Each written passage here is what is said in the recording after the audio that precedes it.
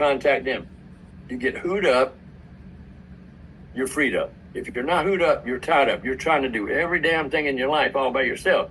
It doesn't work. In our real estate business, it's the same thing. We've got roofers and plumbers and electricians and carpenters and people that hot water heaters, toilets. We got a big list of people. We call it, the red velvet team. We got hooed up, and we pick the phone up and get that thing cured right now.